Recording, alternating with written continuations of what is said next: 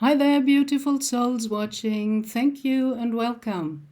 I'm Gabrielle, retired medium in Germany, and I like to share some of my otherworldly experiences and insights. So, this one is about another riddle solved. I got some answers finally about this strange happening that I told about in my video being astrally on spaceships. So, my first experience was that I was kind of beamed up, just taken without being invited or asked, which I disliked. And when I was on the ship, I felt an attack like. To me, it looked like dark energy forming like spider legs crushing in on the spaceship. And boom, I was out. I beamed myself out and was back in my bed again. And I had asked for a name, and I came back with a name, but I distrusted the name.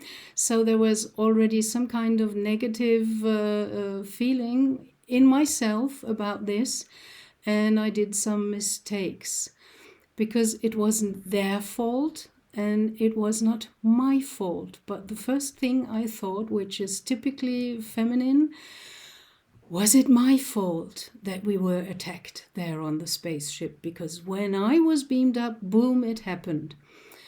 And the funny thing, how this all kind of solved was by a very small detail I did not mention when I talked in my video about being astrally on spaceships and the attack. And the thing is that details sometimes help you to get more information. So it's kind of good to watch carefully whenever you're in another surrounding, in another realm, density, dimension, astral world, whatever, however we want to call that, to watch carefully everything that is there. So I said in my video about the being astrally on spaceships and the attack that I felt when I was beamed up into this ship, I could not look up. So I saw only the legs of two guys standing in front of me in some kind of uniform or blue overall. And I could only see their legs from down the hips to the feet. And the funny thing I noticed but did not mention was that their boots were kind of not like our boots, They were part of the overall. So they were not separate boots like we put on boots and then our trousers are above the boots. They were kind of integrated and you could not see anything, but just at the foot they became a bit stronger and had more defined features, like boots, but they were integrated with the overall and not separated. And the funny thing was when I recently listened again to one of Dr. Michael Saller's exopolitics videos, where he had his whistleblower, an active military guy, on called JP. JP was talking about being on a secret mission and being on these space arcs again. The one that is underwater, I think, in the Atlantic Ocean. And he was talking about the Nordics, the Nordic looking ETs that were also on the Ark, and they were working together with human militaries. And he mentioned in a little side sentence that the boots of these guys were connected and integrated with their uniforms, and they were not separate boots like we have separate boots that we wear and put on. So that mention of the boots being integrated in the uniform that kind of opened up something inside myself, because it was the same detail I noticed. So by that, and I could see the pictures when JP is describing his adventures or missions and what he is experiencing there. I can, as a medium, very often see, or I get the imagery inside of myself, and I can watch what he's describing, and I see it like a movie in pictures. So by mentioning that detail, I understood, oh, these are maybe the same Nordics that I encountered on the ship. And as far as he describes them and talks about their work together in these secret missions, they sound positive to me. And the name I came back with, and I did not mention as well because I distrusted that, was Ashta Sheran. That is kind of one part of, I think, the Galactic Federation, a special force troop or something like that.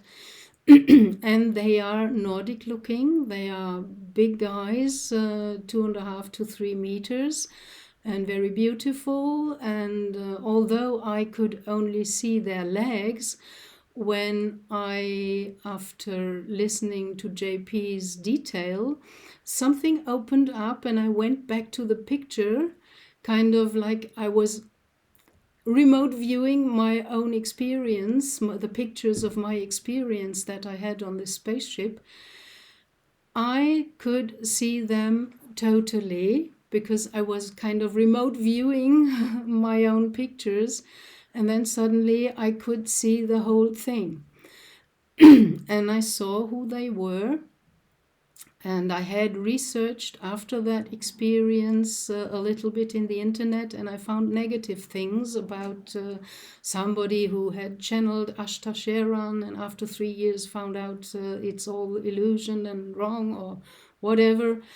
So there are different voices always, not only in your own head, but also in the internet. And the first mistake I made was kind of, after thinking it was my fault, I heard my guys say, no, it's not your fault. Then I asked again, was it their fault? And that was the kind of tendency I had to think, because they brought me up to their ship and then we were attacked. So maybe it was a trap and whatever, you know.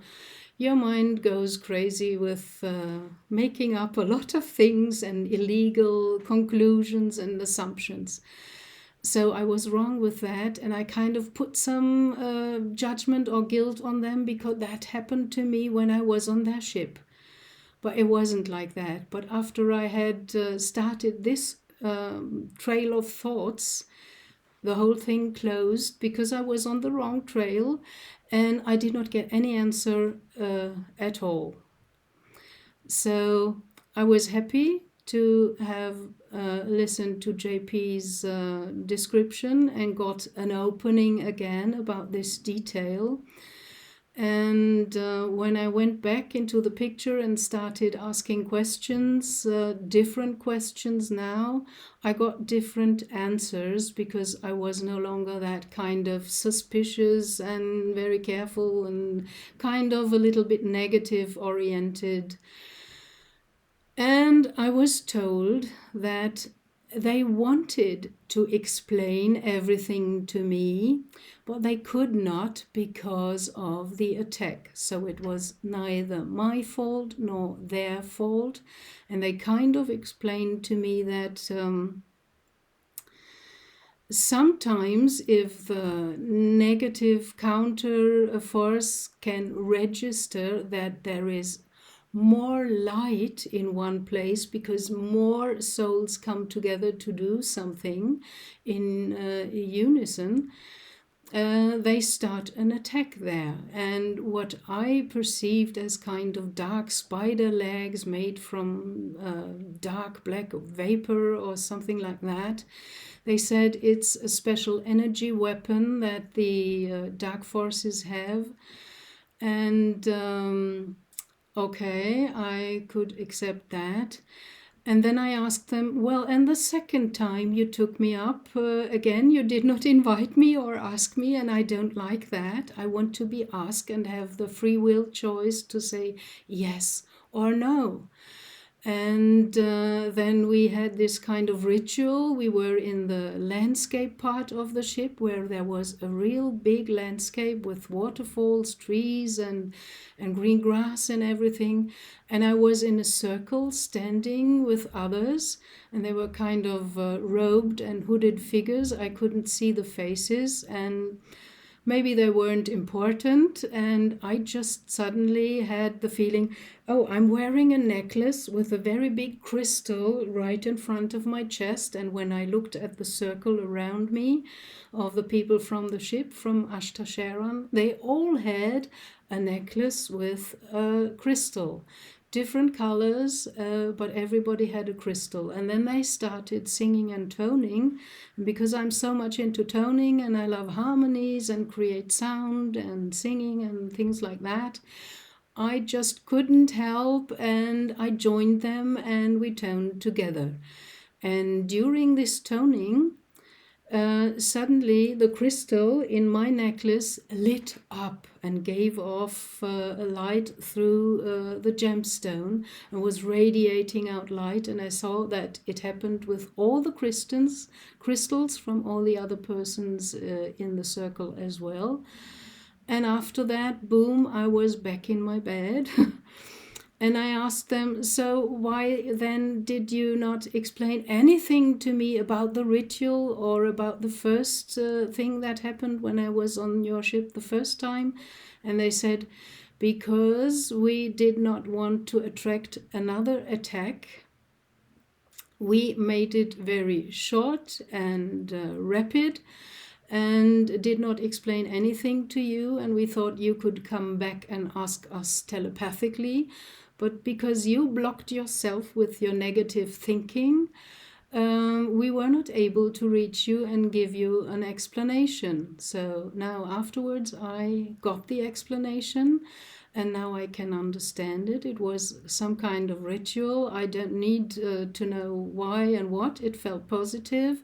And also the people and the ship and everything felt positive. The only thing I did not like was I wasn't asked, and the attack at the first visit on the ship.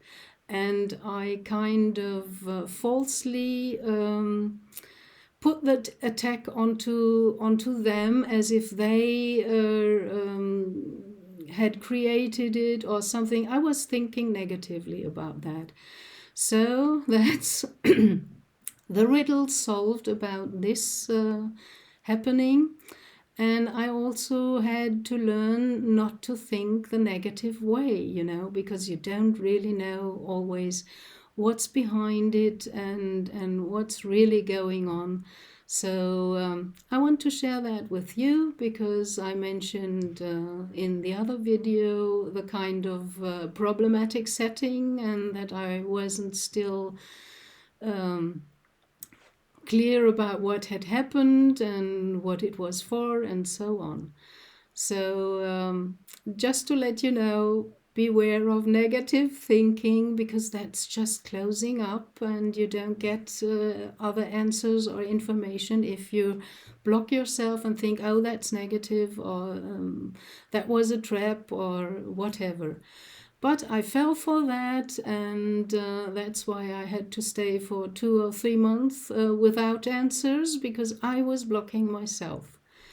Okay, but you can always unblock yourself, and sometimes it comes to you. It came to me through the detail JP mentioned. So watch out, details are important sometimes. They can be the entrance, the door to get more information that you couldn't get otherwise. Okay, I'd like to leave you with that, and I hope you get inspired or can learn something from that. Thank you very much for watching and spending time with me, beautiful souls. Bye. Blessings, love, and light onto your path.